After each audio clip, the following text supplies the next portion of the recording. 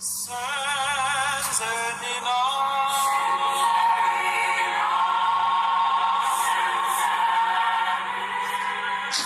yothando lolu. Uthando liyabekezela, uthando lumnene namahawu, uthanda lusigabisi. Aluzikhukhumeza, luziphathi ngokungafanele, lusifunela okwala, licunuka namaqhubu. Ke olunjani lolu thando, thando luni lolu? Bengizihlalele ngedwa impilo ibilula, bengishayela umthetho, namhlanje izinto ishintshile. Ngangithi ngifake enkululekweni nasenjabulweni yothando kahle ngizimbela igodi ngiphila.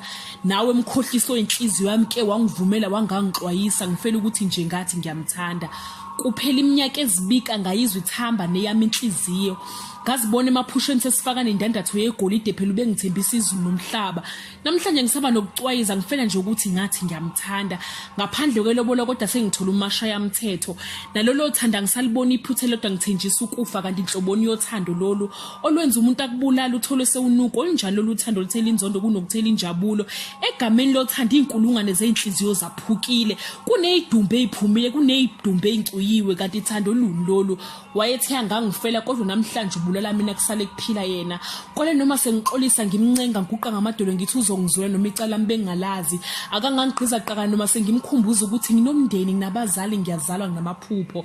Sengiyangabaza ke nokuthi wayeke wangithanda kwasekuqaleni. Thando luni lolu? Kuye kwaqhuma isililo kwaphela amatheni ngingcwa amadodakazi ayo. Abeneliqhakazile ke ikusasa afafa ngehluka fela uthando. Kunokuthi lethe injabulo nokuvikela nemfudumalo lethe inzondo nokwesaba libhansele ngokufa.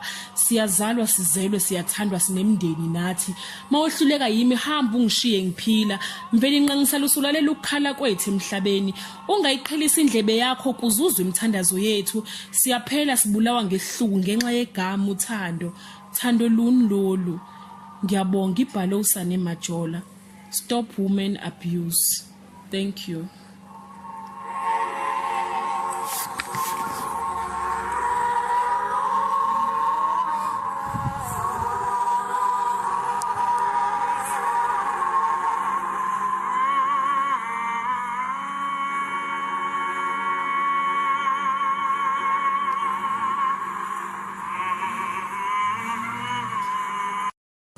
Sir.